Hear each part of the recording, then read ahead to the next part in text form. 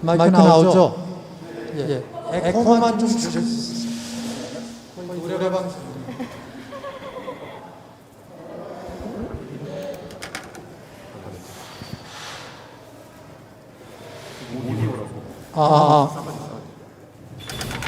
마이크 테스팅. 듣나요? 어때요? 들으실 때.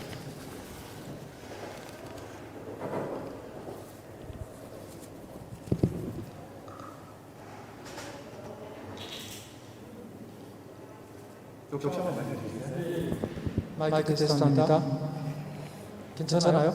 예.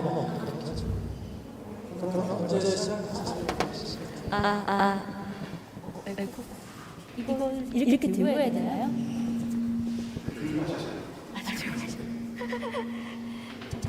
그러면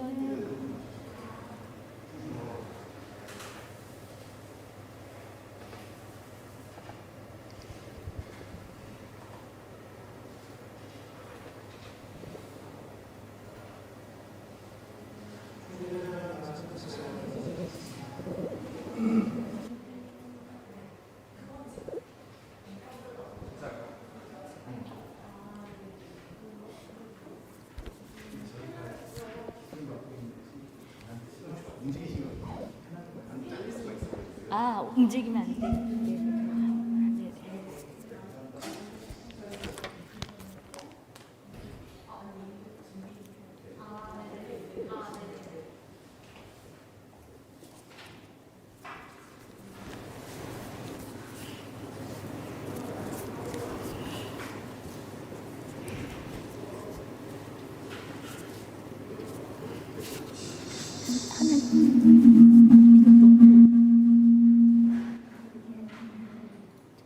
마이크 너무 울리는데 이거.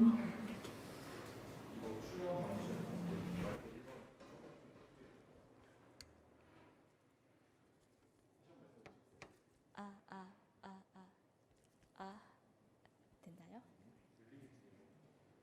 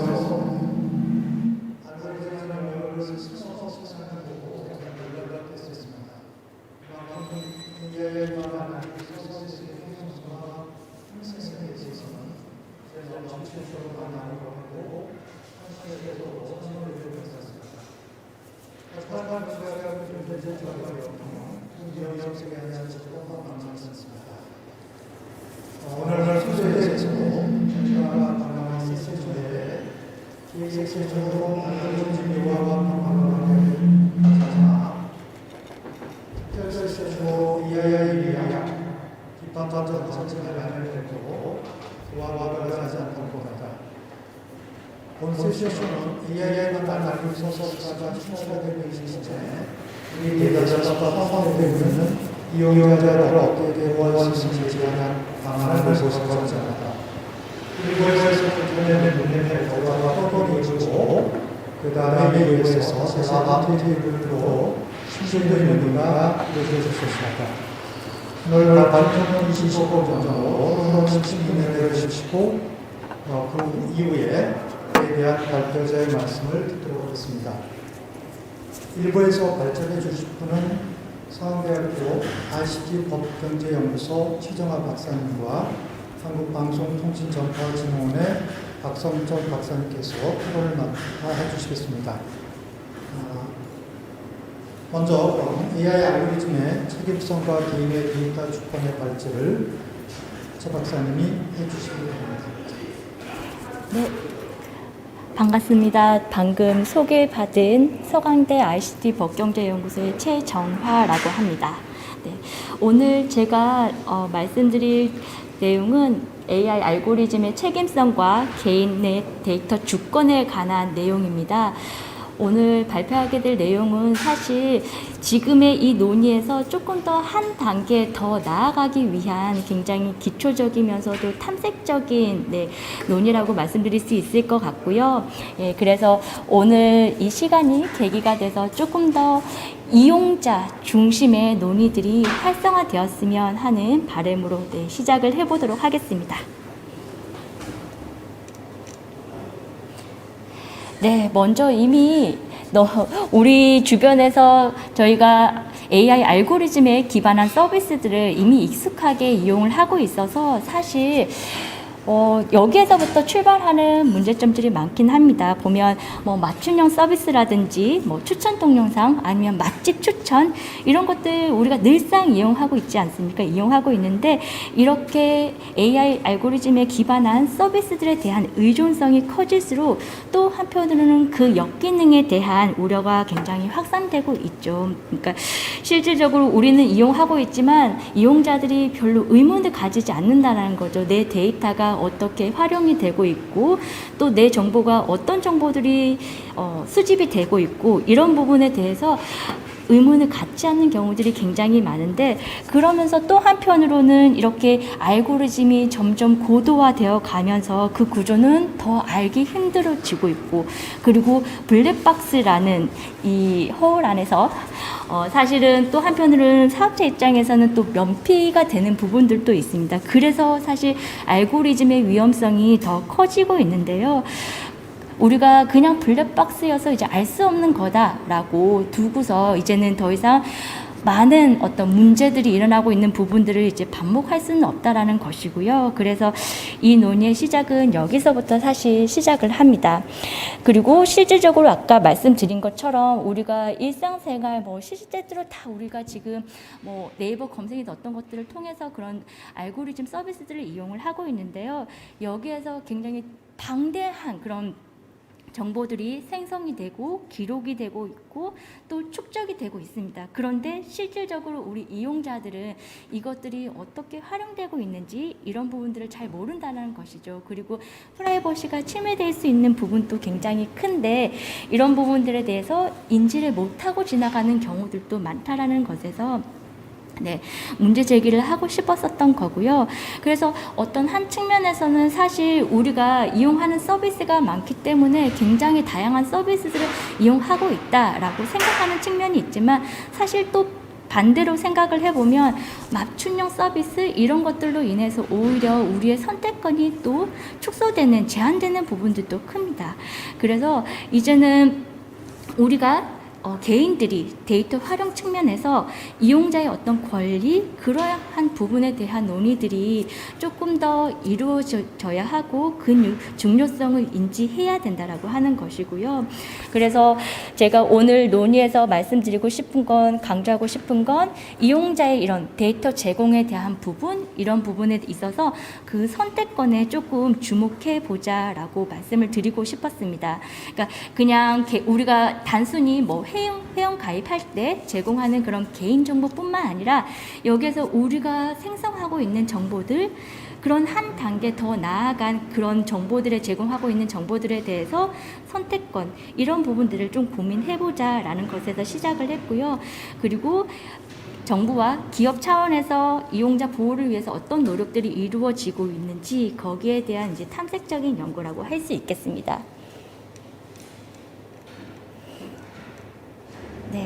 그래서 일단 정부 차원에서 AI 알고리즘 책임성을 요구하는 그런 지금 AI 윤리니 이런 콘텐츠들을 굉장히 많이 발표를 하고 있는데요. 거기에 대한 것들 뭐 한 10년 정도, 원래 2014년보다 더 이전에 한 2009년 정도부터 로봇 윤리 현장이나 이런 것들 안들이 발표되기 시작했더라고요. 그래서 한 거의 10년간 이렇게 본격적으로 그 연도의 어떤 텀을 두고 있긴 하지만 이제 발표가 되고 있었습니다. 뭐 여기 보시다시피 로봇 윤리 현장이라든지 2017년에는 뭐 로봇 기본 법안, 뭐 로봇 윤리 규범이라든지, 그리고 2017년에는 지능정보사회 윤리 가이드라인, 그리고 2019년에는 이용자 중심의 지능정보 사회를 실현하기 위한 원칙, 그리고 2020년에는 작년에는 지능정보화 기본법까지 이제 제정하는 등 이제 뭔가 대응을 하기 위한 그런 정부 차원들의 노력은 이제 지속적으로 이루어져 오고 있습니다. 그리고 상세한 그 가이드라인에 대한 내용은 그 발제문에 제공해 드린 것을 참조해서 보시면 될 것 같고요.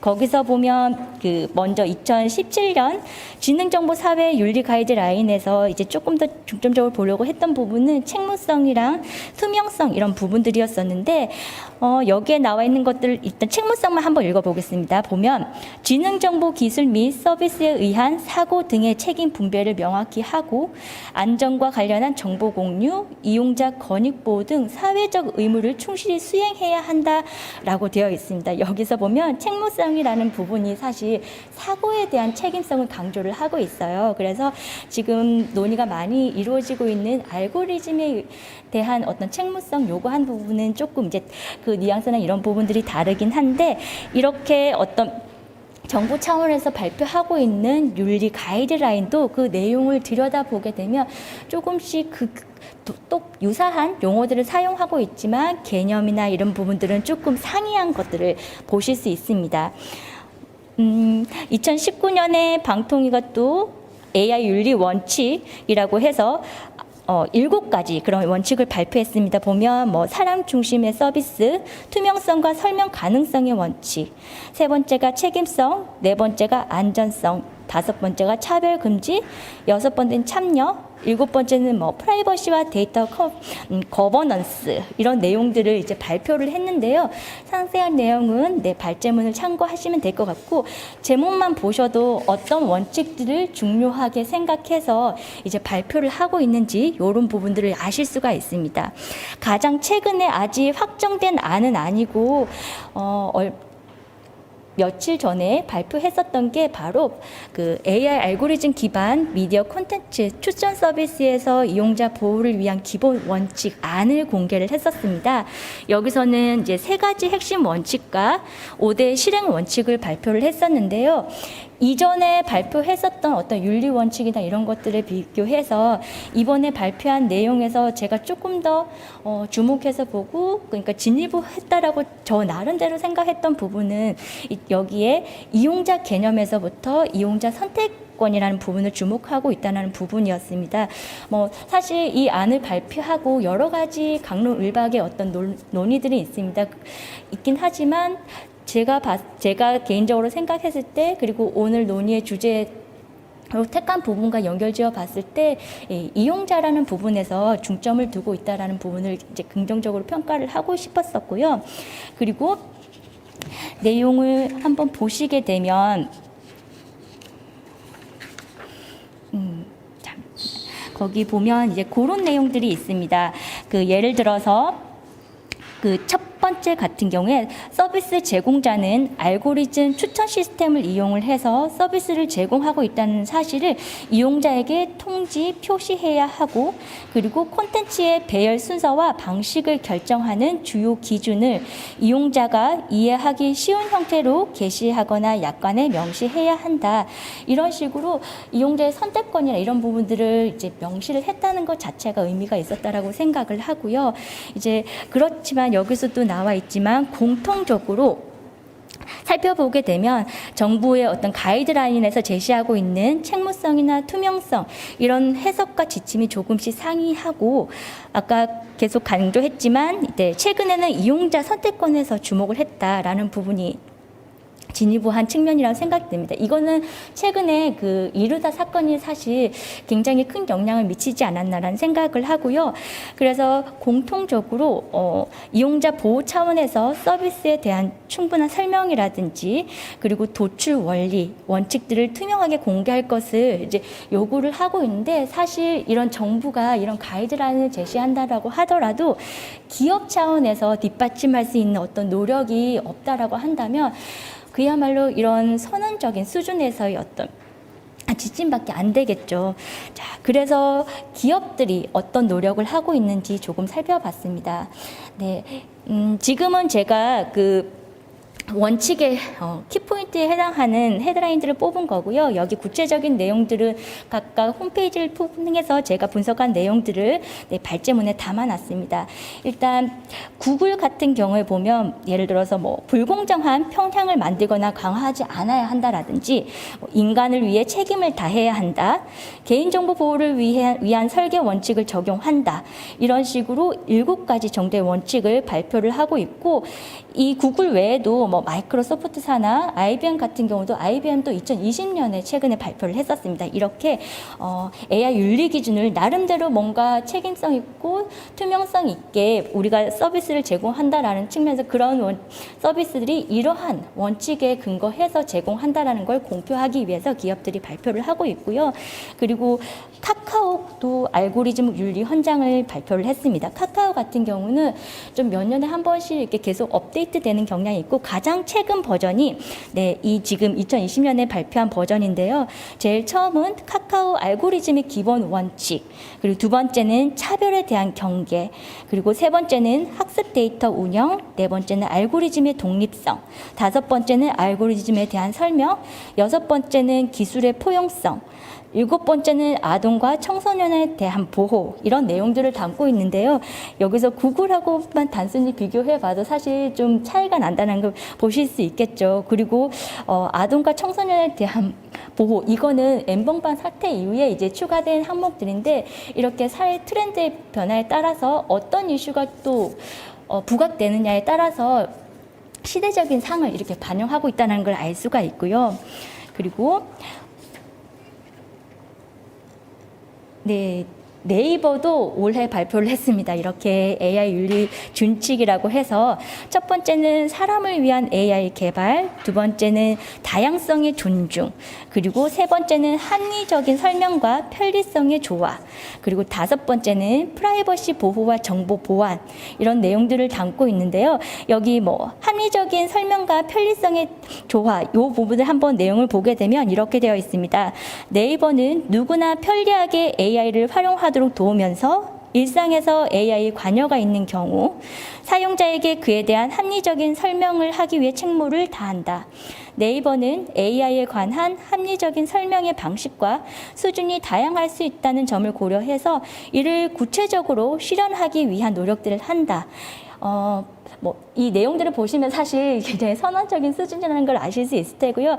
구체성이라는 부분에 있어서는 지금 정부 안도 마찬가지지만 그런 구체성에 대한 부분은 사실 공격받고 있는 부분이기도 합니다. 비판을 받고 있는 부분이기도 한데, 일단 그럼에도 불구하고 이렇게 윤리 원칙들을 발표한다는 것은 어떤 선언적인 수준에서 의미가 있고, 그렇지만 이제 실현 단계에서 이것들을 어느 정도 달성하고 또 구현하느냐, 이거는 이제 또 다른 별개의 문제이긴 하겠죠. 한편으로는 또 이제 지적받는 것 중에 하나가 이렇게 기업들이 발표를 하지만 면피용이다라는 지적도 있는 것은 분명한 사실이거든요. 자, 이렇게, 그리고 아까 보셔서 아시겠지만 기업마다 어떤 가치들 중요하게 여기느냐에 따라서 AI 윤리 원칙에도 담겨 있는 내용들이 굉장히 차별적으로 담겨 있습니다. IBM 같은 경우는 여기 그 발제문에 보시면 나와 있는데, 오류에 대처하는 능력인 경고성의 원칙, 이런 거는 다른 윤리 원칙에는 없는 조항이거든요. 그리고 아까 말씀드렸지만 카카오 같은 경우는 학습 데이터와 아동과 청소년에 대한 보호, 네이버 같은 경우는 또 편리성의 조항, 이런 것들은 다른 기업들에서 볼 수 없는 조항으로 이제 특징적인 거라고 볼 수가 있고요. 네, 이런 것들을 사실 저희가 기업들이 얼마나 잘 지키고 있는, 준수하고 있는지는 추후에 계속 한번 지켜봐야 하는 부분이라고 생각을 합니다. 자, 이렇게 각자 어떤 시대적인 요구, 정부의 요구에 따라서 기업들도 발표들을 하고 있는데 윤리 원칙에 대한 부분들을 발표를 하고 있는데 이것들의 가장 근본적인 원인은 이제 알고리즘에 대한 부분들 블랙박스로 쌓여 있으니 그것을 구체적으로 내용을 알려줄 수 없으니 우리는 이런 원칙에 따른다라는 것들을 이제 공표를 하고 있는 건데 실질적으로 이제 아까도 말씀드렸지만 저의 가장 첫 의문을 시작했던 거는 이제는 어떤 개인의 정보 제공 이런 것들의 동의에서 넘어서서 개인이 생성하는 막대한 규모의 그런 데이터 거기에 대해서 이용자의 어떤 선택권 이런 부분들을 주목할 필요가 있다라는 생각에서 말씀을 드리고자 했었고요. 아까 AI 알고리즘에 기반한 서비스 이런 부분들도 말씀을 드렸는데 실질적으로 그리고 또 요구를 하는 게 뭐 책무성 이런 것들을 얘기를 하면서 투명성이라든지 설명 가능성 이런 부분들을 이제 강조를 합니다. 하지만 이것들을 이제 공개를 하고 정보들을 제공한다라고 해서 또 한 측면에서는 이용자들이 얼마나 이해를 할 수 있을까라는 부분도 중요한 부분이라고 생각을 합니다. 그래서 이런 내용에 대해서 한번 얘기를 해보려고 하고요. 자, 아까 말씀드린 것처럼 사실 우리 국내에서는 개인정보 보호 이런 논의들은 굉장히 많았긴 하지만 저는 이제 개인적인 차원에서 데이터의 선택권 이런 논의들은 사실 좀 부족하지 않았나라는 생각을 하고 있습니다. 그러니까 약간의 명시하는 부분 이런 것들도 그렇고 지금 기업들이 공표하고 있는 내용들도 제가 이후에 분석 내용을 보여드리겠지만 그런 부분들에서도 이제 그런 정보가 어떻게 활용되고 이런 정보들은 부족하거든요. 그리고 이용자들도 거기에 대해서는 크게 인지를 못하고 있다는 것이죠. 그래서 이런 부분에 대해서 논의들 그리고 이용자들이 내 정보에 대한 어떤 데이터 주권을 행사하는 부분 이런 게 중요하다라고 인식을 심어줄 수 있는 이 과정들이 굉장히 중요하다라고 생각을 합니다. 그리고 제가 이제 이런 부분들을 말씀을 드리고 싶어서 개념들을 찾다 보니까 윤수영 박사님이란 분이 소비자 데이터 주권이라는 개념을 쓴 게 있더라고요. 그래서 제가 생각했던 거랑 너무 컨셉이 와닿아서 이 개념을 조금 확장했으면 좋겠다라는 생각을 했었고요. 그리고 이후에서도 사실 데이터 주권, 우리가 데이터 주권이라고 하면 국가 차원에서 이루어지는 어떤 권리라는 개념이 강했습니다. 그래서 뭐 데이터 이동권 뭐 이런 것들이 얘기들이 많이 나왔는데 이제 그 논의는 국가 차원에서 가져가는 부분이 있지만 또 한 측면에서 말씀드린 것처럼 이용자 단에서 이제 권리를 어떻게 주장할 것이냐 그리고 우리 이용자들이 생성하는 정보들, 행태 정보들까지 이제는 조금 더 관심을 가져야 한다. 그리고 거기에 대한 권리를, 주권을 이제 보장하는 부분에 대해서 고민이 필요하다라는 것을 말씀드리고 싶었고요. 네, 그래서 제가 이거 아까 제가 뭐 탐색적이고 굉장히 기초적인 연구다라고 말씀을 드렸는데 일단은 활용할 수 있는 부분들을 찾아보다 보니까 이제 사업자들마다 어떤 정보들을 이제 이용자들로부터 수집을 하고 있고 그리고 실질적으로 우리가 가장 많이 이용하는 검색 서비스에 있어서는 어떤 정보들을 이용을 해서 그리고 어떤 기준에 의해서 서비스를 제공하고 있는지 이걸 이제 조금 탐색적으로 분석을 해봤습니다. 네. 그래서 네이버 같은 경우에 보면 뭐 우리 이미 다 가입을 해보셔서 아시겠지만 네, 회원 가입할 때 그런 정보들을 수집을 하고 있습니다. 그리고 수집한 정보들을 어디에 활용하는지에 대한 정보들을 제공을 하고 있고요. 그리고 이용자 동의 없이 개인정보를 뭐 외부에 주지 않는다. 그리고 개인정보 제출 의무가 발생한 경우에 한해서만 이제 정보를 제공한다라는 이 정도의 정보들을 제공을 하고 있고요. 그리고 이제 로봇 프로그램이 맨몸서를 이렇게 다 자동으로 수집하게 되는데 본인이 원하지 않을 경우에는 이 로봇 프로그램을 깔아서 설치를 하게 되면 제공을 하지 않을 수 있다. 한 이 정도가 사실 이 부분이 어떻게 보면 데이터에 대해서 선택권 내가 제공하지 않겠다라는 부분을 할 수 있는 권리를 행사할 수 있는 부분이라고 할 수 있겠고요. 그리고 네이버의 검색 원리를 보게 되면 뭐 기본 원칙들을 공개를 하고 있습니다.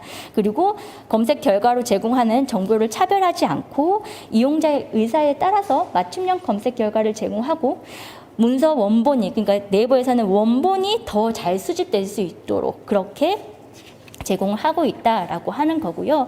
네, 이런 원칙들을 공개를 하고 있고 다음 같은 경우도 이제 비슷합니다.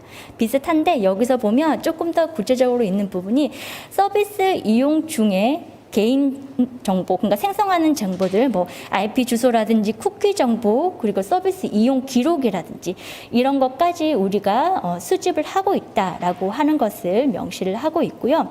그리고 다음 같은 경우는 이제 또 민간 정보를 수집하지 않는다라는 부분을 명시를 하고 있습니다. 네, 이런 부분들이 이제 조금 네이버와 차이를 보이는 부분이고요. 다른 부분들은 사실 유사합니다. 유사하고 검색 원리에 대해서도 이제 원칙들을 제공을 하고 있습니다. 그리고 한글 콘텐츠 중심으로 위주로 먼저 수집을 한다. 그리고 임의적으로 특정 사이트를 수집 대상에서 배제하거나 차별을 두지 않는다. 등등 이제 그 원칙들을 제공을 하고 있는데요. 더 이제 많은 내용들은 발제문을 보시면 이제 아실 수 있을 거고요. 그리고 검색 결과의 노출 기준은 유사성, 문서 품질, 최신성, 이용자의 피드백으로 명시를 하고 있는데 요거는 사실 네이버도 유사한 기준을 적용을 하고 있습니다. 이렇게 국내에서 지금 네이버와 다음 같은 경우는 이 정도로 이제 본인들이 어떤 기준이라든지 이런 것들을 공표를 하고 있고요. 예, 구글 같은 경우에는 보다 상세하게 설명들을 하고 있긴 합니다. 보면 뭐 이미 개인정보 우리가 이메일 주소라든지 전화번호 이런 것들은 다 아실 거고요. 그리고 여기도 나와 있지만 여러분들 모르셨을 분도 있으시겠지만 보면 유튜브에 남기는 댓글 이런 것들도 다 수집을 하고 있고요.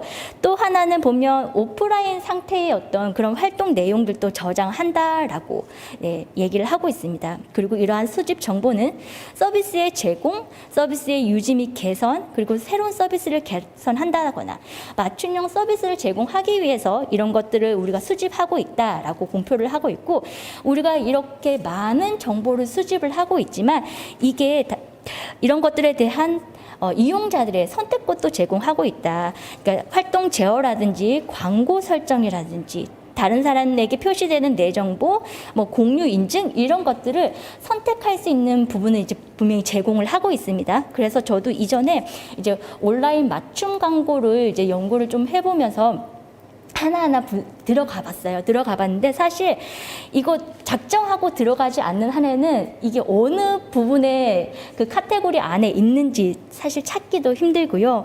그리고 제가 광고 설정에 들어가서 거기서 보면 내가 어떤 나의 선호도에 대해서 어떤 정보들을 제공할지 선택할 수 있는 옵션이 있어요. 그런데 제가 그 페이지를 열고 깜짝 놀랐습니다. 왜냐면 제가 좋아하는 선호도 카테고리들이 60몇 가지가 있더라고요. 그러니까 저보다 저 자신을 더 잘 알고 있는 구글이고, 거기서 이제 제가 어떤 정보들을 나의 선호도 중에서 어떤 카테고리 정보들을 제공할지 선택을 할 수 있는데 60몇 가지가 되니까 선택을 해보다가 제가 나중에 포기하게 되더라고요. 그냥 너네 다 이용해. 그냥 나 이거 못하겠어. 그러니까 나중에 포기하게 말들더라고요, 이용자들이. 그러니까 이거는 한편으로는 이용자들에게 그만큼 많은 선택권을 제공하고 있지만 사람들이 한계치가 있는 거죠, 거기에 선택하는 거. 그래서 이후에도 말씀을 드리고 싶었던 부분이 그런 부분이었습니다. 그냥 너네한테 다 선택권을 줬어, 이게 중요한 게 아니라 그것도 이용자들이 어느 정도 합리적인 수준에서의 선택권, 우리도 채널이 이렇게 많음에도 불구하고 채널들을 다 보지 않고 그 중에서 보는 채널들이 정해져 있지 않습니까? 그 마지노선처럼 있는 그런 부분들에 대한 고민도 해야 된다라는 생각을 했습니다. 네, 그리고 검색 원리는 여기 나와 있듯이 뭐 검색어 단어라든지 페이지의 관련성, 유연성 이런 정보들을 이제 기준에 의해서 우리가 정보들을 제공하고 있다라고 공표를 하고 있고요.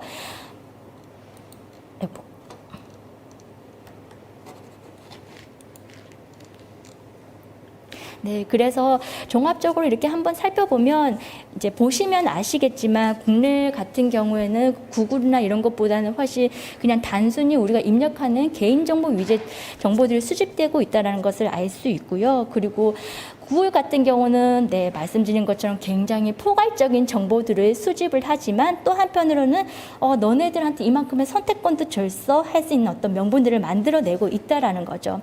그리고 그렇지만 말씀드린 것처럼 이용자가 선택 옵션 페이지까지 이르기까지는 굉장히 접근성이 떨어지고 개별 정보들을 하나하나 그렇게 선택해야 하는 그런 번거로움을 직접 감수를 해야 된다는 거죠. 이렇게 그 사업자들마다 그리고 검색 결과를 노출하는 그런 기준들도 다르고 그리고 각 요소들에 대한 가중치 정보나 이런 것들은 이제 밝혀지고 있지는 않습니다. 이런 부분들을 볼 때 사실 국내 사업자와 해외 사업자가 차이가 날 수밖에 없는 거는 법 체계 자체도 사실 다르기도 하고 또 뭐 구글 같은 경우는 국내법 적용을 받지도 않는 상황이기도 하고 이런 여러 가지 복합적인 요소들에 의해서 국내는 또 활용할 수 있는 정보들도 굉장히 적고 제약이 있는 그런 환경이긴 하지만 그런 환경 속에서도 지금 봤을 때 이제 뭐 이용자의 선택권을 제공하는 측면이나 이런 부분들은 한번 고민을 해봐야 하는 지점이라는 거죠. 그래서 마무리를 하면서 몇 가지 얘기를 하고 싶었던 점을 다시 한번 정리해서 말씀을 드리면, 네, 아까 말씀드렸다시피 뭐 여러 가지 기준들도 제공하고 있고 수집하는 정보들도 제공을 하고 있긴 하지만 이렇게 뭐 단순히 설명했으니 우리는 해야 할 역할을 다 했어. 이런 것에 그칠 것이 아니라 이용자들 입장에서도 나의 어떤 정보들이 수집되고 활용되고 있는지 그리고 나의 정보를 선택할 수 있는 권리들을 이제 주장을 해야 된다라고 하는 거고요. 또 한편으로는 제가 굉장히 탐색적으로 살펴보긴 했지만 지금 현재 봤을 때도 설명의 어떤 책임성 정도라든지 이런 것들이 어느 정도 수준인지는 와 닿았을 거라고 생각을 합니다. 그래서 이제는 이 자체가 사실 이용자 권익이 어느 정도 보장을 받고 있는지 그런 실질적인 검증이 다시 한번 필요하지 않을까라는 부분들을 시사한다라고 생각을 하고요.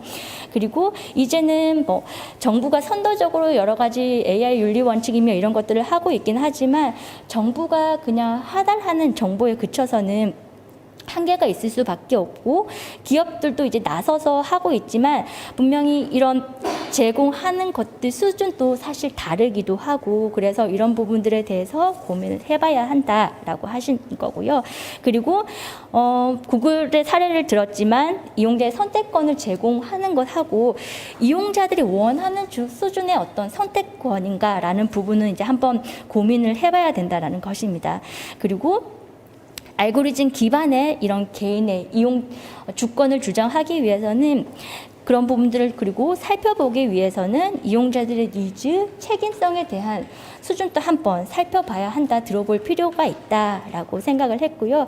그리고 제가 오늘 발표하기 위해서 강좌를 내려오면서 떠올랐던 생각은 그런 생각도 하나 떠올랐습니다. 뭐 그 알고리즘 이런 것들로 통해서 기술은 진보해 가고 있는데 아까 말씀드린 것처럼 이용자들이 원하는 선택의 수준, 선택권의 수준 이건 역시 사실 그냥 우리가 알 수 없는 부분이다라고 생각할 것이 아니라 이렇게 많이 누적된 정보들을 가지고서 분석을 한다라고 하면 이용자들이 선택할 수 있는 수준 어느 정도가 그 자체를 사실 분석도 가능하지 않을까라는 생각을 했습니다. 어차피 알고리즘 같은 것들을 공개한다고 해서 어려운 공식을 공개한다고 해서 이용자들이 이해를 할 수 있는 수준이 아니기 때문에 그냥 공개한다는 것 자체가 큰 의미가 있을까라는 생각도 들거든요. 그래서 복합적으로 이런 부분들을 다 같이 한번 고민을 해봤으면 좋겠습니다. 감사합니다. 예, 수고하셨습니다. 박사님 세 가지 말씀해 주신 것 같습니다. 제목에서 얘기하고 있는 AI 알고리즘의 책임성을 강조하고 개인의 데이터 주권을 보호하기 위해서 정부가 어떤 가이드라인을 현재 만들고 시행하고 있냐에 대해서 두 번째, 이 관련된 기업들이 갖는 책임성들에 대한 관찰, 그리고 마지막으로 향후에 어떤 식으로 이것이 비추어질 수 있다는 대안에 대한 제안하셨습니다. 전체적으로 보면 이 문제는 정부에 의해서 강제성 있는 법적 규제보다는 정부와 기업이 공동 규제라는 형식으로 가이드라인이나 아니면 자체의 자율적 윤리 원칙과 같은 일종의 연성 규범의 중요성, 기업의 자각과 실천이 중요하다는 그런 측면에서 말씀해 주신 것 같습니다. 기존 토론은 박성철 박사님이 해주셔야 되는데 현재 코로나 확진자 관련해서 자가격리 상태가 직접 뵙기가 어려워서 보내주신 토론문을 의료미래연구소 최선 박사님께서 대답해 주시겠습니다. 부탁드립니다.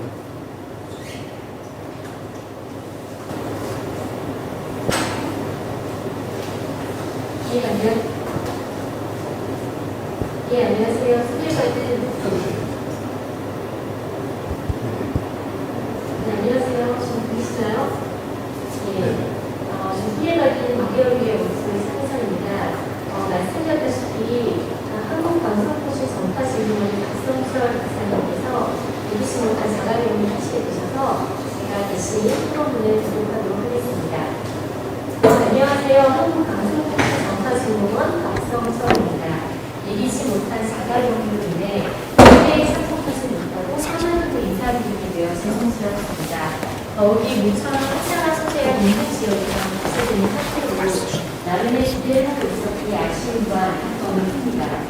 최정화 박사님의 발표문을 잘 읽었습니다. 이미 AI 알고리즘에 기반한 일 맞춤형 서비스가 너무 확산되는 부분에 비하면 이에 대한 연구는 매우 미흡한 실정입니다.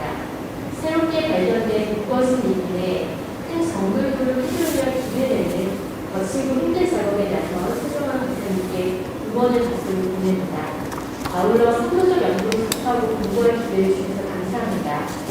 최근 국내 IT 기업들이 앞다투어 초거대 AI의 대규모 인력과 자금을 쏟아부으면서 일부 플랫폼 기업들은 자사의 모든 서비스에 AI를 도입하려는 모습까지 보여주고 있습니다.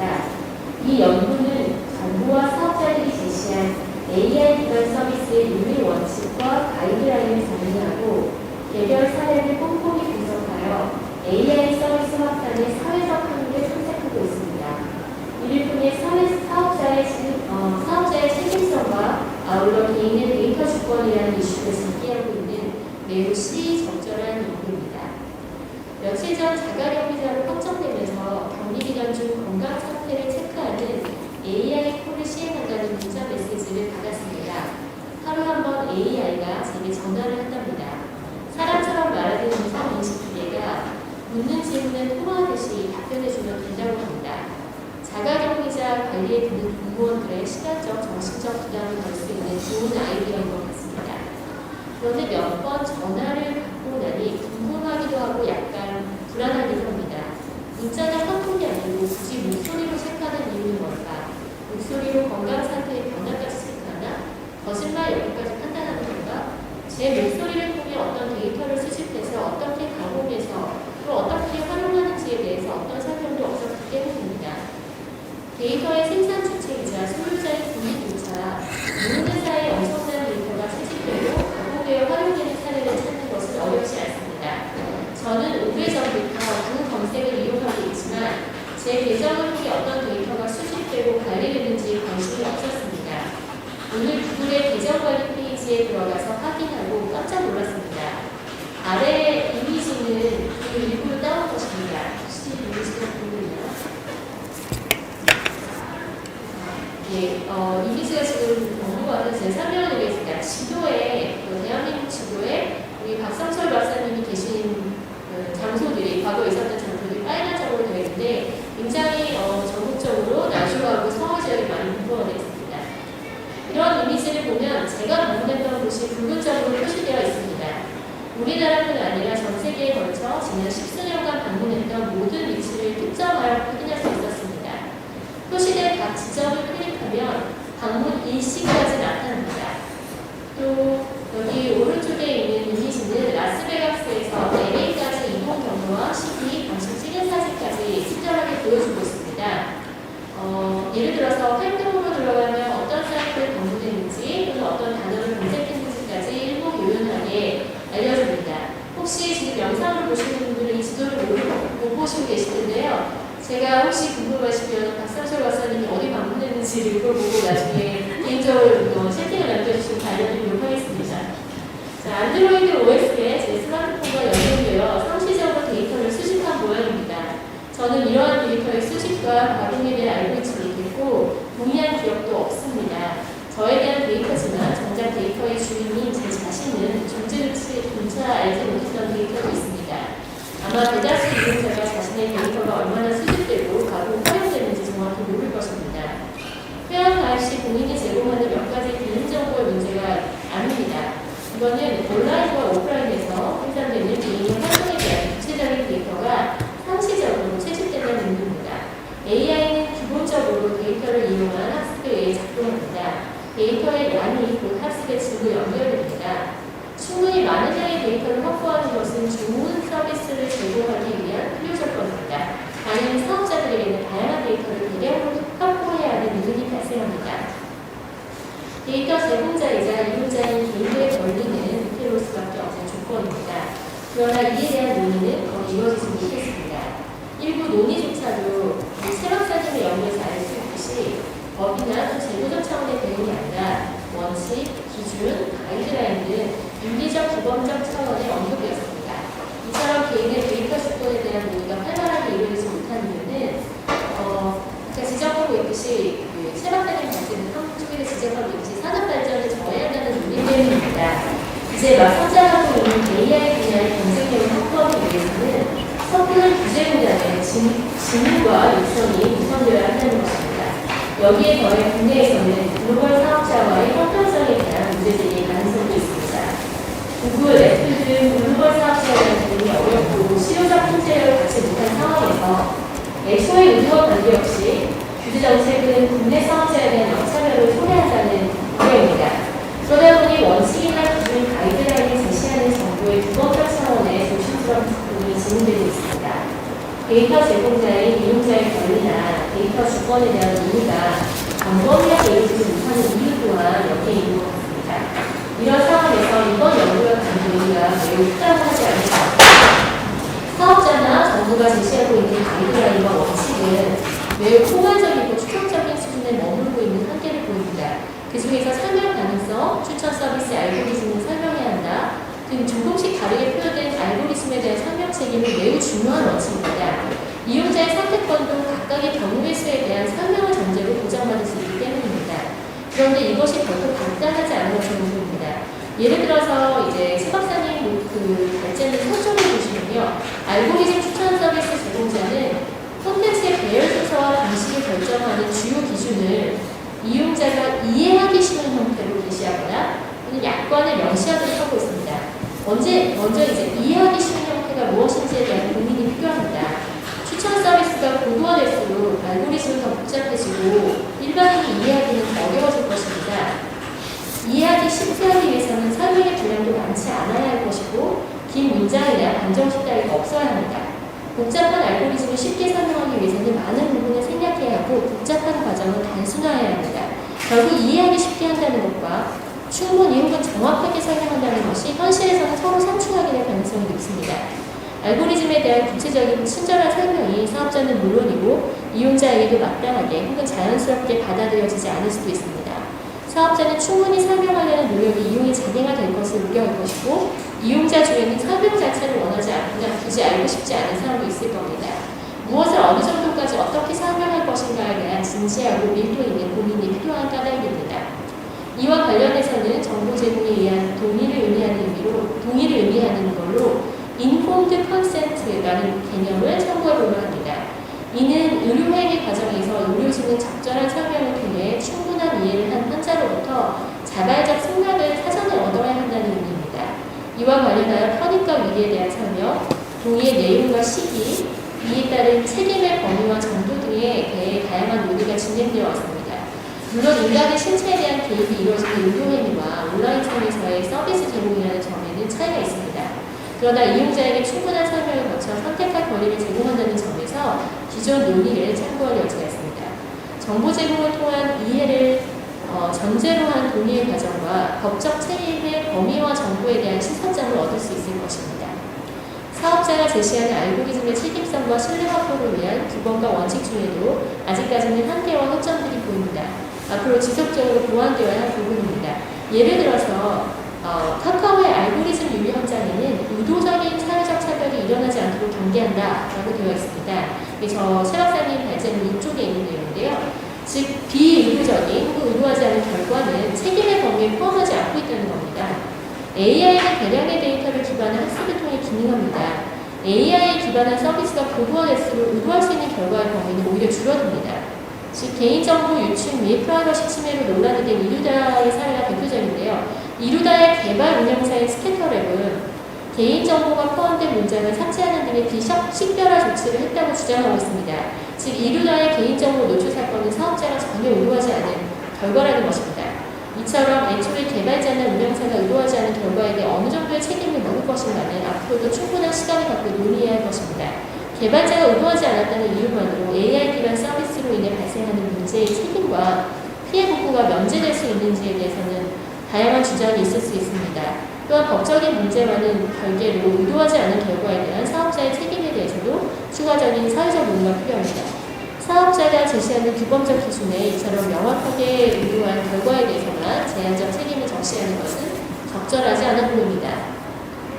자칫 AI 기반 서비스 운영사로서 윤리 기준과 규범을 공표로 책임 회피 면제로 삼으려 한다는 의도하지 않은 오해를 받을 수 있기 때문입니다. 앞서 말씀드린 것처럼 이 연구의 가장 큰 의의는 새로운 연구 영역을 제시하고 있다는 점입니다. 국내외 사업자들이 제시한 윤리적 규범과 원칙에 대한 비교 분석을 통해 여기는 다음의 연구 주제를 제안하고 있습니다. 첫째, 정부와 사업자들이 제시하고 있는 윤리적 규범과 원칙에 대한 면밀한 점검입니다. 이러한 규범과 기준들이 실효적 가치를 갖는지에 대한 꼼꼼한 분석이 필요합니다. 이러한 분석 과정을 통해 AI 알고리즘의 책임성에 대한 사회적 논의의 기회를 마련할 수 있을 것입니다. 둘째, 포괄적으로 제시된 윤리적 규범과 원칙에 근거해서 실제적인 평가 기준을 제안하고 마련하는 일입니다. 사업자들이 제시한 규범과 원칙만으로는 실제 알고리즘과 서비스를 평가할 수 없습니다. 포괄적이고 추상적이기 때문입니다. 사업자가 이용하는 알고리즘과 제공하고 있는 서비스가 규범과 원칙에 얼마나 부합하고 있는지 측정하기 위해서는 매우 구체적이고 정교한 척도가 필요합니다. 셋째, 두 번째 단계에서 말하는 평가 기준과 척도를 이용하여 실제 알고리즘과 서비스를 평가하고 분석하는 작업입니다. 사회적 책임을 다하려는 기업이라면 자신들이 제시한 규범과 원칙에 부합하지 않은 알고리즘이나 서비스를 제공할 수는 없을 것입니다. 감사합니다. 예. 그냥 갖고 가시면 될 것 같아요. 박선천 박사님이 체험적 토론을 아주 리얼하게 해주셔서 논의가 좀 더 쉽게 될 수가 있습니다. 시간이 많지 않으니까 최 박사님이 논의된 것 중에 중요한 부분을 좀 말씀을 코멘트를 해주시면 좋겠습니다. 네, 지금 같이 함께 자리를 못하고 계시지만 토론을 통해서 정말 좋은 아이디어도 저한테 제공해 주시고 사실 굉장히 기초적인 연구였는데 부족한 논문인데 힘이 되는 말씀을 해주셔서 너무 감사드리고요. 그리고 박순철 박사님께서 제가 되게 고민했었던 부분에서 좋은 아이디어를 주셨다라고 하는 부분이 아까 그 인폼드 컨센트라는 개념이었습니다. 그래서 제가 발표를 하면서도 계속 강조를 했었었는데 이 부분에 대한 부분을 그 아이디어를 제공해 주셔서 제가 지금 현재 홈페이지상을 통해서 제공되고 있는 정보들 기준들만 가지고서 제가 분석을 했는데 실질적으로 이제 조금 더 우리가 선택할 때 어떤 옵션들이 있는지 각 사이트별로 더 꼼꼼히 체크를 해서 분석을 해볼 예정입니다. 그럴 때 지금 제안해 주셨던 이런 개념들도 적용을 해보고 그리고 저도 이제 분석을 해보면서 조금 힘들었던 게 사실 객관적인 지표나 이런 건 아니었었기 때문에 탐색적으로 할 수밖에 없었는데 조금 더 논의를 심화시키면서 어떤 기준들을 가지고서 들여다볼 수 있겠다라는 부분을 향후 논문에서 반영할 수 있도록 해보도록 하겠습니다. 감사합니다. 예, 감사합니다. 발제와 토론을 통해서 우리가 확인할 수 있는 부분은 분명히 AI 기술이 인간에게 줄 수 있는 효용성과 편의성은 높지만 한편으로 인간을 관리하고 통제하는 또 다른 효과적인 기제가 될 수 있는 가능성을 부인할 수 없을 것 같습니다.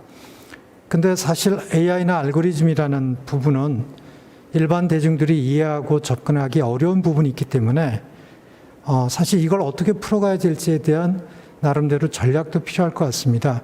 그런 의미에서 저는 개인적으로 짧게 든 생각이지만 그동안 수용자 주권에 대해서 관심을 갖고 활동해온 시민단체 역할이 이 부분에서는 더욱더 중요할 수 있지 않을까. 예컨대 텔레비전 경우에는 모든 사람들이 보고 느끼는 것들을 시민단체가 좀 더 조직하고 체계화해서 문제 제기를 해서 행동을 하는데, 이 분야는 우리가 이용은 하지만 그것이 어떻게 이루어지는 과정에 대한 부분은 상당히 어쩌면 무지하다고 할 수 있기 때문에 이 부분을 연결해주는 미디에이터 역할을 시민단체가 새롭게 해야 되지 않을까라는 생각이 들었습니다.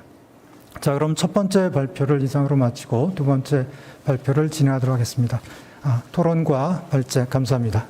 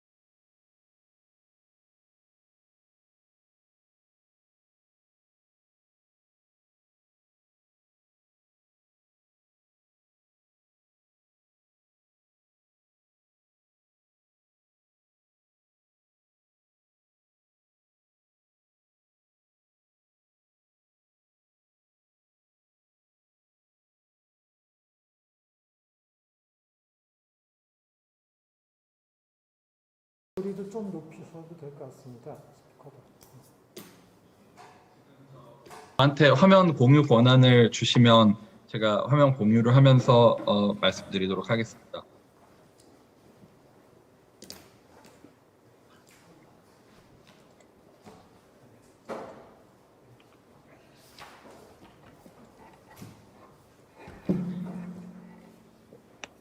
예, 다시 한번 인사드리겠습니다.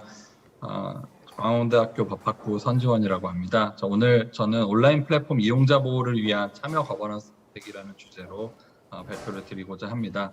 앞에서 최정화 선생님께서 알고리즘 이용을 둘러싼 이용자를 보호하기 위한 여러 가지 내용적인 측면, 책임성 확보와 또 데이터 주권이라는 말씀을 해주셨는데요. 저는 그런 내용적인 측면을 제도적으로 어떻게 정말로 실천하고 관철할 것인지 그런 내용들을 말씀드리고자 합니다. 특히 온라인 플랫폼에서 사용되는 알고리즘 기술들을 위주로 말씀을 드리고자 합니다.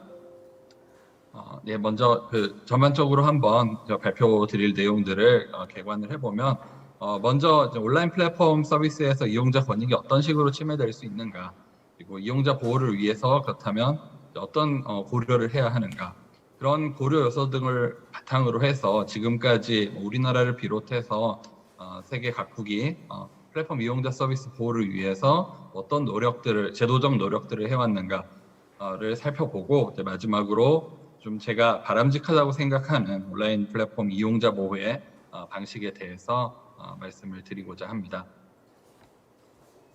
먼저 좀 전기통신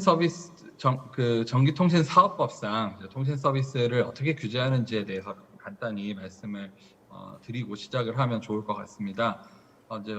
통신 서비스를 규제하는 것은 사실 통신 서비스 과거에는 우리 선생님들께서도 기억하시다시피 한국통신공사가 전담을 하다가 지금은 민간으로 완전히 과업 자체가 넘어온 상태입니다. 근데 민간이 과업을 수행하고 있음에도 불구하고 통신 서비스는 굉장히 우리 삶을 위해서, 커뮤니케이션을 위해서 중요한 서비스이기 때문에 여러 가지 규제라는 방법으로 그 서비스를 통제를 하게 됩니다.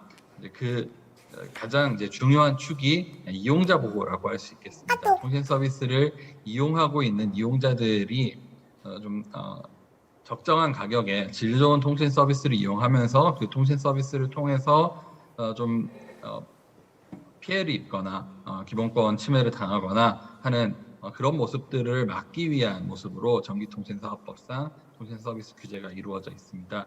제가 좀 전기통신사업법의 내용들을 보면서 그냥 나름대로 규제를 사유형으로 나눠봤는데요. 이런 것들이 결국은 이용자 보호를 위한 목적으로 이용자 보호라는 가치를 매개로 연관되어 있다는 점을 좀 생각을 할 필요가 있을 것 같습니다. 근데 이 통신 서비스 규제는 기본적으로 기간 통신 서비스와 부가 통신 서비스 사이에 좀 비대칭적입니다. 기간 통신 서비스라는 것은 우리 이제 쉽게 말하면 통신 3사가 제공하는 망을 제공하는 서비스들인데요. 아무래도 이런 기간 통신 서비스가 통신 서비스에 있어서 중요한 부분을 차지하고 좀 근간이 되는 부분이기 때문에 기간 통신 사업자에 대해서는 조금 더 강력한 규제를 하고 있고, 부가 통신 서비스들이 이제 기간 통신망을 이용해서 이제 우리 포털 사이트 같은 서비스들을 이제 부가 통신 서비스라고 합니다. 부가 통신 서비스에 대해서는 조금 더 자유롭게 시장에서 행위를 하도록 좀 규제를 약하게 하고 있는 그런 현상이 있습니다. 지금까지 그래왔습니다. 그런데 최근에 이제 온라인 플랫폼이라는 것이 등장을 했죠. 온라인 플랫폼은 일반 이용자들과 또 다른 사업상의 이용자들, 가맹점들 사이를 매개를 하면서 굉장히 시장에서 강력한 힘을 실질적으로 가지게 됩니다. 근데 전기통신사업법에 의하면 아무리 온라인 플랫폼이 대형화되고 강한 힘을 가지고 있다 해도 결국은 부가통신 사업자로 분류가 되기 때문에 좀 약한 규제를 하게 되는 측면이 있는데요. 이에 대해서 온라인 플랫폼이 이렇게 사회적으로 영향력도 크고 시장에서 실질적인 힘을 갖고 있는데 좀 온라인 플랫폼에 대해서도 규제를 해야 하는 것이 아니냐라는 문제의식이 나타나게 됩니다. 그래서 이 온라인 플랫폼에 대한 규제로서 최근에 유럽에서 여러 법안도 발의가 되었고 우리나라에서도 여러 법안이 발의가 된 바가 있죠. 그 내용들 이따가 살펴볼 텐데요. 그런 문제의식을 가지고 특히 이용자 보호의 측면에서 온라인 플랫폼이 특히나 어떤 좀 역할을 해야 할 것인가, 그리고 어떻게 그런 역할을 수행하기 위해서 어떤 구조를 제도적으로 만들어 볼 수 있을 것인가에 대해서 오늘 말씀을 드리고자 합니다. 온라인 플랫폼의 의의에 대해서는 발표 자료에 좀 써놨는데요. 이 부분은 한번 참고해 보시면 좋을 것 같습니다. 그리고 이용자의 정의에 대해서도 최정화 선생님 발표에서도 최근에 지난주에 발표가 됐었죠. 그 방통위 공고안에서 이용자 정의를 새롭게 정립한 점을 이렇게 어느 정도 평가를 해주셨는데요. 이제 이용자의 정의로는 지금까지는 통신 서비스 이용자는 그냥 우리 일반 개개인들을 의미했었는데 이제는 관련한 온라인 플랫폼에 좀 소속되어 있는 모든 자연인과 법인, 그래서 일반 소비자뿐만 아니라 이른바 비즈니스 유저라고 하는 사업상의 가맹자 역시 이용자 범주에 들어가면서 이용자 보호를 이제 생각을 해봐야 되겠습니다. 이런 문제의식 하에서 이제 오늘 발제를 한다는 점을 좀 말씀드리고 싶었고요. 그러면 온라인 플랫폼 서비스에서 과연 이용자 권익이 어떻게 침해될 것인가, 좀 이용자 권익이 침해되는 사례들은 무엇이 있었던가라는 점을 간단히 말씀드리겠습니다. 먼저 이제 가장 많은 문제가 되고 있는 것이, 가장 문제 제기가 많이 되고 있는 것이 이용자 선택권이 제한될 수 있는 가능성이 있다는 점입니다. 온라인 플랫폼의 추천에 따라서 사업상 이용자가 제공하는 서비스에 소비자가 노출이 되게 됩니다. 소비자가 뭔가 어떤 물건을 PC를 사고 싶으면 PC를 우리 그 플랫폼 그 사이트에 검색을 하죠. 그럼 플랫폼이 이렇게 제공해주는 결과에 따라서 다른 PC를 판매하는 소형 사업자들이 제공하는 그런 제품들 목록을 쭉 보게 됩니다. 화면을 통해서. 근데 만약에 플랫폼이 특정 사업자, 특정 PC 사업자는 뭔가 좀 플랫폼과의 관계에서 이런 제품 품질 문제가 아니라 플랫폼과의 관계에 있어서 뭔가 마음에 들지 않는 점이 있다고 해서 특정 사업자를 플랫폼상에서 차단해버리면 아무리 그 사업자가 좋은 PC를 만들어서 팔고 있어도 소비자는 그 사업자의 제품을 그 플랫폼을 통해서는 도무지 이제 볼 수가 없는 그런 결과가 됩니다. 그래서 만약에 이렇게 플랫폼이 자신의 우월적인 지위를 이용해서 시장에서 그런 행동을 한다면 좀 불공정한 조건을 형성을 하고 결국에는 이용자의 서비스 선택권 자체가 좀 박탈될 가능성이 있습니다. 몇 가지 최근 언론에 나온 몇 가지 사례들을 아래 그림으로 제시를 해봤습니다. 이런 것들도 최근 기사에 나온 내용들입니다. 두 번째는 유해 콘텐츠가 올라왔을 때 사실 기본적으로 인터넷상에 유해 콘텐츠를 업로드를 했을 때 그 책임은 궁극적으로는 그것을 업로드한 그 행위자가 지는 것이 원칙적으로는 타당합니다. 근데 플랫폼이 만약에 정말로 순수한 매개 역할만 한다면 플랫폼에게 그런 책임을 물리는 것은 너무 가혹하기도 하거니와 또 표현의 자유 차원에서도 플랫폼이 뭔가 이용자들의 그런 표현물들을 감시하고 또 검열하는 그런 결과를 야기할 수도 있기 때문에 그렇게 바람직하지도 않은 방법입니다. 그럼에도 불구하고 플랫폼이 이렇게 자신을 통해서 유통되는 콘텐츠에 대해서 또 아무런 책임을 지지 않아야 한다라는 것은 또 유해 콘텐츠 유통 가능성을 확장시킨다는 측면에서 어느 정도 문제가 있기 때문에 좀 이제 균형 있는 역할을 할 필요가 있습니다. 그래서 최근에 그 유해 콘텐츠 유통 사례에 대해서 또 몇 가지 그 플랫폼을 통한 유해 콘텐츠 유통 사례에 대해서 몇 가지 살펴볼 수가 있습니다. 그래서 어느 정도 좀 온라인 플랫폼 역시 유해 콘텐츠 유통에 대해서 조금은 좀 방지 장치 같은 것들을 줄 필요가 있지 않는가 해서 이제 잠시 후에 그 부분 말씀드리도록 하겠습니다. 그리고 오늘 첫 번째 발표에서도 나왔지만 특히 또 플랫폼에서 알고리즘을 사용할 때 그에 따른 부작용도 우리가 생각을 해볼 필요가 있습니다. 최근에 나오는 이슈들이죠. 인공지능 알고리즘을 여러 가지 플랫폼 서비스에 사용한 것도 최근의 일이고 플랫폼 자체가 이렇게 큰 힘을 가지게 된 것도 최근의 일이기 때문에 이런 점들 생각해 볼 필요가 있겠습니다. 그래서 다이나믹 프라이싱 같은 것들 때문에 문제가 나타날 수 있는데 여기서 나타날 수 있는 문제가 이용자의 데이터를 바탕으로 해서 이런 다이나믹 프라이싱이나 여러 가지 서비스들을 플랫폼이 제공을 하고 있기 때문에 먼저 이용자의 프라이버시 침해 가능성이 나타날 수가 있습니다. 그리고 이 데이터를 통한 데이터를 바탕으로 한 서비스에서 이용자의 프라이버시 침해 가능성은 사실 이제 얼마 전에 제가 이제 다른 연구에서 좀 개발자들과 이 알고리즘에 종사하는 사람들을 대상으로 설문을 했었는데 한 절반 이상이 가장 큰 알고리즘 사용에 대한 문제로 이 프라이버시 침해를 꼽고 있었던 그런 결과를 발견할 수가 있었습니다. 그리고 데이터나 알고리즘의 편향성에 기인한 차별 가능성이 있습니다. 사실 우리 사회가 크건 작건 어떤 사회건 약간은 편향되어 있고 편견을 가지고 있을 수밖에 없습니다. 사람도 그렇고요. 그래서 사람은 이제 좀 내재해 있는 편견을 억제하기 위해서 우리가 어릴 때부터 배워온 이런 도덕과 윤리의 관념들을 통해서 이성을 통해서 그런 것들을 통제를 하는데요. 알고리즘이 데이터를 분석을 하고 그 결과에 따라서 뭔가 서비스를 내놓을 때 이렇게 사람이 이성을 통해서 자신이 가지고 있는 편견을 외부로 발현하지 않도록 노력하는 것처럼 이 편향되어 있는 사회적인 데이터들을 그대로 반영하지 않도록 알고리즘이 뭔가 통제를 할 필요가 있습니다. 그래서 이런 차별 가능성을 막기 위한 노력들이 필요하고요. 그 알고리즘에 의한 결정으로부터 영향을 받는 개인이 그 알고리즘을 사용할지 말지 또 어떤 알고리즘을 사용할지에 대해서 스스로 결정할 수 있어야 되는데 온라인 플랫폼이 제공하는 이런 알고리즘 기반 추천 서비스가 이제 고도화될수록 좀 극단적으로는 개인의 자기결정권을 침해할 수 있는 그런 가능성도 있어 보입니다. 그래서 이용자 보호를 위해서 이런 것들을 막기 위해서 이제 어떤 것들을 좀 어떤 수단들을 생각해 볼 수 있을 것인가 말씀을 드리겠습니다. 먼저 좀 온라인 플랫폼 이용자 선택권 보장을 위해서 그 관련한 정보들, 알고리즘에 대한 정보들을 비롯해서 관련한 정보들을 공개를 하고 또 그 선택 요소들 같은 것들을 공개를 하고 이용자에게 선택권을 보장할 필요가 있겠습니다. 지난주에 발표된 그 방통위 권고안에서도 이 내용들이 포함이 되어 있습니다.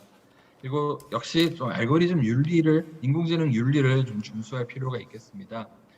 이 지난주 키스티에서 발표한 방통위 인공지능 기반 추천 서비스 이용자 보호 권고안의 내용들을 좀 제시를 했는데요. 알고리즘 투명성이라든가 공정성이라든가 또는 책무성이라든가 이런 원칙들을 준수할 필요가 있고 지금 앞에 발표에서도 말씀하셨기 때문에 상세히 말씀드리진 않겠습니다만 우리 사회가 그리고 국제사회가 이렇게 지금까지 축적해온 인공지능 윤리와 관련한 이런 논의들을 좀 참고해서 좀 정책 수립 시에도 알고리즘 윤리 준수 가능성 제고 이런 것들을 목표로 삼아야 하지 않을까 그런 생각이 듭니다. 그리고 지속적으로 좀 통제하고 또 이용자로부터 또는 개발자로부터 피드백을 받는 그런 절차도 필요한 것 같습니다. 온라인 플랫폼을 둘러싼 기술들, 특히 알고리즘 기술 같은 것들은 지금도 급속도로 발전을 하고 있고 또 어떤 방향으로 발전해 나갈지 아직까지 명확하게 모르는 상태입니다. 즉 리스크가 조금 지금 추상적이고 불명확하다고 할 수 있는데요. 그런 내용들을 좀 지속적으로 통제하기 위해서는 지속적인 피드백과 커뮤니케이션이 필요한 것 같습니다. 그리고 실질적으로 이런 통제 수단들을 집행할 수 있는 가능성도 고려를 해봐야겠습니다. 전통적인 그 규제 방식은 탑다운 방식입니다. 즉 국가가 뭔가 요건을 설정을 해놓고 그 요건에 부합이 되면은 그 이제 요건에 해당하는 여러 가지 조치들을 집행하는 방식이죠. 그런데 방금 말씀드렸다시피 기술이 다이나믹하게 변하고 또 사회적인 상황도 변해나가는 이 상황에서 이렇게 좀 고정적으로 탑다운 방식 규제를 하는 것은 집행력에 있어서 좀 한계를 가질 수밖에 없습니다. 상황이 변했는데 좀 낡은 규율로 집행을 할 수밖에 없게 되는 그런 상황이 발생할 수가 있습니다. 그리고 이 플랫폼 사업자들 중에서는 굉장히 중요한 사업자들이 우리 국내 사업자들이 아니라 역외 사업자들이죠. 역외 사업자들에 대해서는 우리 정부가 실질적으로 좀 집행력을 가질 수 없는 그런 한계도 있습니다. 또 이런 문제로 인해서 또 많이 제기되는 문제가 역외 사업자와 국내 사업자의 역차별 이런 문제들도 좀 제기가 되고 있죠. 산업 측면에서도 자꾸 플랫폼 이용자 보호라는 명목으로 이렇게 이제 플랫폼 서비스를 좀 위축시킬 수 있는 규제를 강화를 하게 되면 온라인 플랫폼에 적용 가능한 알고리즘이나 애플리케이션 개발을 위축시킬 우려가 있습니다. 그래서 산업 측면에서도 좀 고려가 필요할 것 같습니다. 그래서 이런 좀 고려들을 종합해서 우리가 지금까지 해외 국가들이 그리고 우리나라가 플랫폼에 대해서 통제를 하려는 시도들을 해왔었는데요. 첫 번째 방식이 경쟁법상의 통제입니다. 플랫폼이 그 자체로서 아까 서두에서 말씀드렸다시피 다른 가맹 사업자들의 진입 장벽 역할을 수행할 수 있기 때문에 시장에서 이제 그런 지위를 경쟁을 침해하는 방식으로 뭔가 어떤 사업자들을 부당하게 차별을 한다거나 하는 방식으로 사용하지 않도록 플랫폼에 대해서 좀 경쟁법적인 제어를 하는 그런 방식이 1차적으로는 유럽에서 먼저 시도가 됐습니다. 연방 카르텔청이 지난 2019년에 페이스북에 대해서 약간 경쟁법적인 통제를 했었고 또 독일은 2017년에 경쟁제한 방지법 개정을 하면서 플랫폼에 대해서 좀 경쟁법상 통제를 하려고 좀 시도를 하고 있었습니다. 근데 이제 한계가 온라인 플랫폼은 굉장히 여러 방면에 걸쳐서 사업을 하고 있기 때문에 특정 시장에 대한 시장 획정이 어렵고 또 시장 지배적 지위 판단이 어렵다는 점이 있습니다. 그래서 경쟁법적인 통제는 이런 것들을 전제로 하기 때문에 좀 그런 한계가 있어서 유럽연합은 우리가 가지는 경쟁법이 한계가 있구나라는 것을 깨닫고 최근에 작년 말에 디지털 서비스 법안 패키지라는 것을 발의합니다. 디지털 서비스 법안은 디지털 서비스 액트와 디지털 마켓 액트 두 개로 좀 이루어져 있는 법안 패키지인데요. 일단은 뭐 자세히 좀 말씀드릴 시간은 없는 것 같고 디지털 서비스 법안 같은 경우에는 아까 말씀드린 컨텐츠에 대해서 직접적으로 온라인 플랫폼 운영자가 일정한 스크리닝 같은 의무를 하는 그런 내용으로 이루어져 있습니다. 디지털 마켓스 액트는 이제 게이트키퍼로서 이른바 이제 게이트키퍼로서 시장에서 다른 그 가맹자들이 소비자에게 좀 접근하는 것을 막고 있는 좀 막을 수 있는 그런 가능성이 있기 때문에 게이트키퍼에 해당하는 대형 플랫폼 사업자에 대해서 뭔가 여러 가지 의무들 시장에서 직접적으로 시장 지배적 지위가 없더라도 직접적으로 좀 시장 구성원들에 대해서 좀 공정하게 행위를 해야 하는 여러 가지 행위 의무들을 부과를 하고 있습니다. 그래서 이 내용들은 발제 자료를 참고해 보시면 좋을 것 같습니다. 자, 우리나라에서는 이제 일단 첫 번째로 전자상거래법상 플랫폼에 대해서 좀 간접적인 좀 이용자 보호를 위한 의무를 부여를 하고 있습니다. 그 기존 규정들은 이렇게 좀 간접적인 의무 부여를 하고 있었고, 정보통신망법에 이용자 보호를 위한 컨텐츠와 관련해서 이용자 보호를 위한 여러 규정들을 두고 있었습니다. 그리고 전기통신사업법에서 금지 행위들, 공정거래법에서 불공정거래 행위들 이런 것들을 통해서 여러 가지 그 시장에서 플랫폼들이 그 시장 아주 큰 시장에서의 힘을 가지고 할 수 있는 불공정한 행위들에 대한 규제를 하고 있었습니다. 근데 우리나라 역시 이런 것들로 부족하다. 플랫폼에 대해서 직접적인 행위 의무를 부여해야겠다라는 생각을 하고 공정거래위원회가 지난해 중순에 여름쯤에 온라인 플랫폼 중개거래 공정화에 관한 법률을 발의한 바가 있고 그 내용에 대해서는 발제 자료를 참고해 보시면 좋을 것 같습니다. 그리고 전해숙 의원이 대표 발의를 해서 온라인 플랫폼 이용자 보호에 관한 법률안을 발의를 했습니다. 온라인 플랫폼들이 이용자 보호를 위해서 직접적인 여러 가지 그 행위 원칙들을 지키고 이용자 보호를 위해서 여러 가지 의무를 져야 한다는 그 내용들을 포괄을 하고 있습니다. 그래서 지금까지 살펴본 유럽연합의 그 두 법안 그리고 공정위 법안들을 포괄하는 굉장히 포괄적이고 강한 여러 의무들을 온라인 플랫폼에게 부여를 하고 있고 알고리즘 규제 같은 것들 역시 포함이 되어 있습니다. 그리고 이제 연성 규제 및 자율 규제 방식으로서 인공지능 윤리 원칙들을 이제 자율적으로 기업들이 제정을 한다거나 국가가 제시를 한다거나 그런 방식들도 우리가 생각을 해볼 수가 있겠습니다. 그래서 이 내용들 앞선 그 첫 번째 발표에 나왔기 때문에 생략을 하도록 하겠습니다. 근데 이런 직접적인 규제 방식에 대해서 이제 몇 가지 의문이 있는데요. 첫 번째로 이런 탑다운 방식의 규제를 구축할 필요성이 실제로 존재하는가 이런 것들입니다. 최근에 어떤 대형 플랫폼 사업자가 검색 알고리즘을 조정을 해서 아까 서두에 말씀드렸다시피 특정 사업자의 상품을 첫 화면에 내보내지 않았던 적이 있습니다. 이에 대해서 공정거래위원회가 이미 시정명령을 내렸는데요. 이 공정거래위원회 시정명령이 내려졌다는 것 자체가 이미 규제 측면에서는 우리나라가 플랫폼에 대해서 이 경쟁법상의 규제 측면에서는 이미 경쟁법상의 규제는 잘 작동하고 있지 않은가 그런 생각이 들고요. 두 번째 의무는 직접적인 규제 방식을 채택했을 때 과연 실질적인 집행력은 갖출 수 있을 것인가 이런 의문이 있습니다.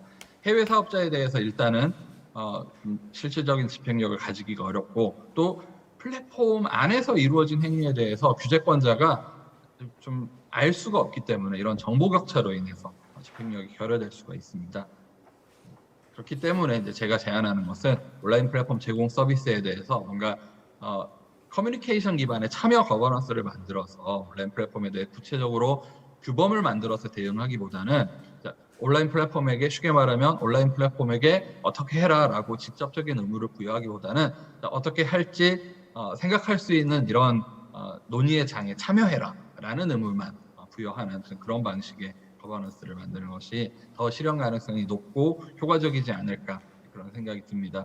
이렇게 민관 협력에 기초해서 정책 입안자도 참여하고 이용자도 참여하고 이런 플랫폼 사업자들 또 그 사업 비즈니스 유저들까지 참여하는 이런 플랫폼 이런 좀 논의의 장을 마련함으로써 그 안에서 커뮤니케이션을 통해서 관련 원칙이나 가이드라인 등 같은 것들을 수립을 하고 그것을 실질적으로 또 정보 격차가 없는 그 온라인 플랫폼 내에서 이루어지는 행위들에 대해서 속속들이 알고 있는 당사자들이 스스로 집행을 하게 하는, 플랫폼이 스스로 집행을 하게 하는 그런 방법을 사용하는 것이 좋지 않을까, 그런 생각이 듭니다. 이런 커뮤니케이션 기반의 거버넌스 모델에 대해서 이제 몇 가지 사례를 제가 발표 자료에 제시를 했는데요. 그 내용들은 발제 자료를 참고해 보시면 좋을 것 같고, 이제 마지막으로 이제 제가 좀 생각하는 그 플랫폼 커뮤니케이션 기반의 거버넌스 구축 방식에 대한 이제 그림을 한번 그려봤습니다. 이렇게 뭔가 공론장을 가운데에 마련을 하고 사업상 이용자들과 일반 이용자들이 자유롭게 의견 제시를 하고 피드백을 할 수 있는 그런 구조를 만들어 놓고, 이를 바탕으로 해서 플랫폼이 자율 규제를 하는 방식을 온라인 플랫폼 이용자 보호를 위한 거버넌스로서 좀 제안을 하고자 합니다. 그래서 이렇게 지금까지 많은 그 규제 시도들이 있었지만 좀 실효성을 갖고 또 산업적 측면에서도 균형을 갖기 위해서는 이렇게 좀 커뮤니케이션 기반의 거버넌스를 모색하는 것이 중요하지 않나 하는 말씀을 드리면서 발표를 마무리하도록 하겠습니다. 감사합니다. 예, 감사합니다. 많은 걸 준비해 주셨는데 시간을 좀 제한시켜서 죄송합니다. 말씀하신 것 중에 이용자의 개념에 대한 새로운 정의가 되게 신선했는데요. 어찌 보면 우리가 흔히 얘기하는 사업자라는 사람들이 사실은 우리의 사적 정보나 개인정보를 이용하는 또 다른 이용자라는 그런 취지에서 이용자의 개념을 확대한다는 느낌도 들었습니다. 전반적으로 권익침해 가능성의 몇 가지 유형과 그리고 이용자 보호를 위해서 회의 사항이 음성도가 돼 있어서 말씀하시는 게 저한테 들리지 않습니다. 아, 그래요? 저기 됐어요. 예, 예, 네. 앞에 보면 뭐 그냥 여기 계신 분들하고 같이 논의한 건데 조금 에코를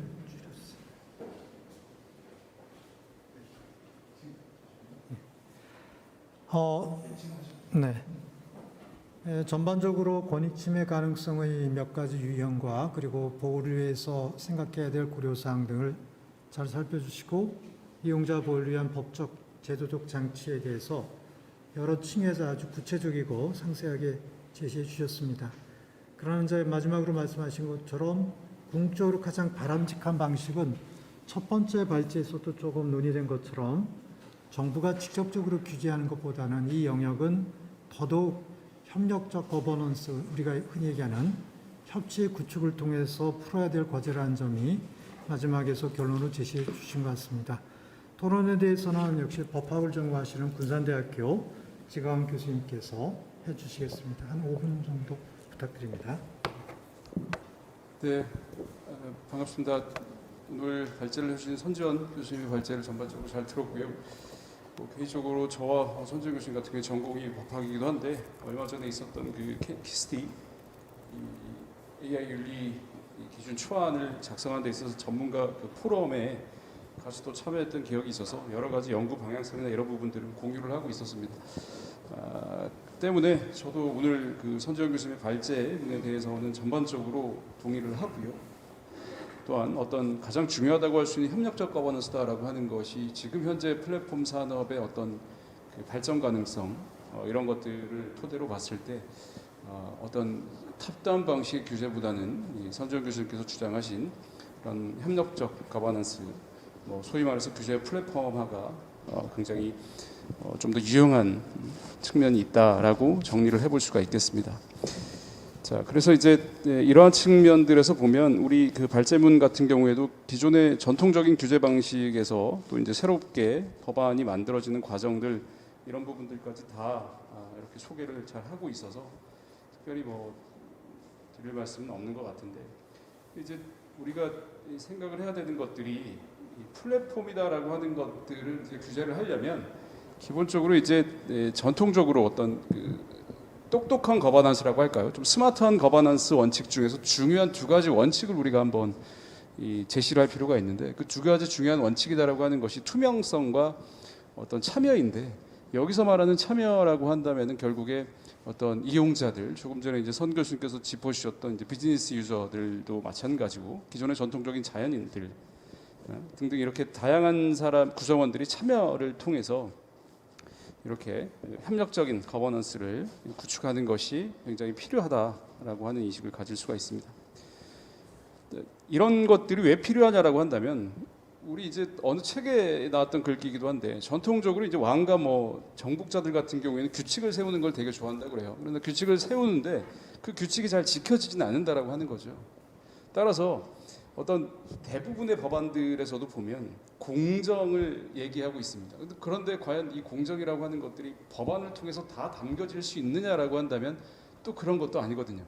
그러면 산업은 산업대로 발전을 하고 또 이제 공정의 개념이 나오고 뭐 참여의 개념, 뭐 투명성의 개념들이 나오는데 이런 것들은 실제 산업에 종사하는 그 사업자들이 뭐 협의를 통해서 혹은 사회의 어떤 요구, 니즈나 이런 것들을 반영을 통해서 스스로 발전시켜 나갈 수 있는 그러한 지금 사회이기 때문에 이제 그러한 측면에서 이제 플랫폼 사업자를 규제하는 방향은 전통적인 규제 체계에서는 조금 이제 생각을 달리 해야 되는 그러한 시점에 와 있다라고 생각을 해볼 수가 있겠습니다. 따라서 우리가 뭐 정리를 해보면 최근에 이제 그 플랫폼 규제에 관련해서 가장 중요한 부분은 투명성과 참여에 관한 내용이다라고 말씀을 제가 드렸었고요. 그러면 이렇게 자기 규제 거버넌스다라고 하는 것들이 투명성과 참여를 보장하는 것들이 지켜지려면 과연 그 어떠한 그 원칙들이 제시가 돼야 되겠느냐라고 하는 것들인데요. 그런 원칙들 같은 경우에는 어떤 법안을 통해서 담기도 합니다만 대체적으로 이 해외의 주요 사례나 이런 것들을 봤을 때는 원칙 수준에서 지금 그치고 있다라고 하는 것들이죠. 그러면 이게 왜 그런 움직임을 보이느냐라고 한다면 이건 이 법안으로 담기에는 여전히 그 문제점이 있고 한계가 있기 때문에 그러하다라고 하는 것들을 우리가 인지할 필요도 분명히 있을 겁니다. 자, 그래서 이렇게 원칙들 중심으로 나아가야 되고 이러한 과정에서 협력적 가버넌스가 중심이 돼야 되고 이러한 협력적 가버넌스의 중심이 되는 큰 틀은 투명성과 참여를 보장하는 것이다라고 이렇게 우리가 정리를 해볼 수가 있겠습니다.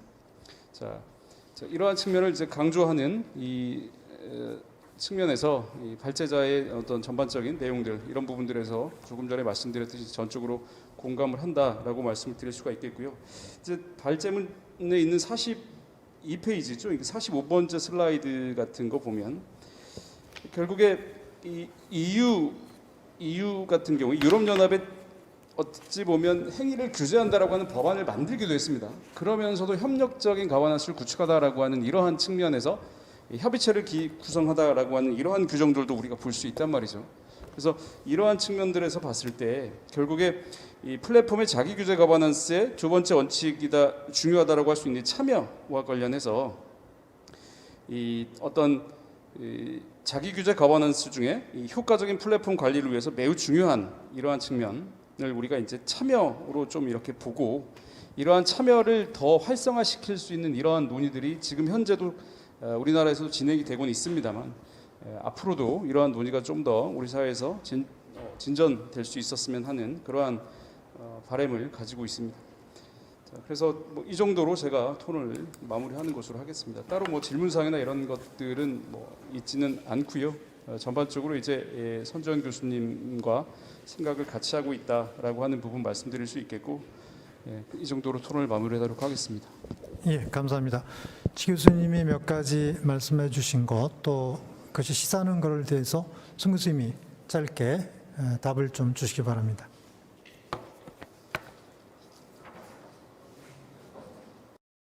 또 제 발표에 대해서 많이 공감하신다고 말씀을 해주셔서 더욱 감사드리고요. 지 교수님께서 이제 특별히 질문사항은 주시지 않으셨지만 마지막에 참여를 좀 실질화하는 방안에 대해서 더 고민해봐야 된다라고 말씀해 주시는 것은 앞으로 우리가 같이 좀 연구하면서 정말 말만 이렇게 제 일발표에서도 나왔지만 이런 것들이 구호에 그치지 않고 실질화되기 위해서는 좀 이런 장을 만들기 위한 여러 가지 넛지 같은 것들을 제도화할 필요가 있는 것 같습니다. 또 참여도 일반 시민들이 개방적으로 참여할 경우에는 논의가 집중되지 않는 그런 단점이 있기 때문에 그런 단점을 보완하면서도 좀 이런 전문가 협의회라든가 사업자 플랫폼과 일반 시민들의 이런 소통이 원활하게 될 수 있는 이런 그 통로를 만드는 것이 방통위를 비롯한 여러 규제 기관들이 할 일이 아닌가라는 말씀을 드리면서 마무리하도록 하겠습니다. 감사합니다. 예. 감사합니다. 두 편의 논문을 뚝뚝 들으면서 문득 든 생각이 지금은 아주 올드한 용어가 됐지만 20세기 말에 처음 뉴미디어라는 말이 등장하고 또 그를 통해서 구축되는 정보사회의 장밋빛 모습이 그려질 때 그 반대편의 어두운 점에 대한 지적에 있어서 가장 많이 거론됐던 것이 제가 생각하기에는 아마도 나중에 디지털 디바이드라는 용어로 바뀌었지만 정보 격차와 그리고 정보 유출 또는 관리 통제 감시로 인한 사생활 침해가 아니었나 하는 기억이 납니다. 어찌 보면 지금 논의하고 있는 AI 알고리즘 기반 서비스가 가는 뛰어난 기능성과 함께 지적되는 책임의 문제는 과거의 논의가 아주 이제는 보다 구체적인 현실로 우리에게 다가오고 있다는 것을 말해주는 것이 아닌가 하는 생각이 듭니다. 그런 점에서 앞으로 이 문제에 대해서 좀 더 지속적이고 매우 정교한 작업이 필요할 것으로 여겨지고 그 일환으로 우리 학회의 역할이 보다 중요하지 않을까 하는 생각이 듭니다. 그 말씀을 마지막으로 본 세션을 마치도록 하겠습니다. 감사합니다.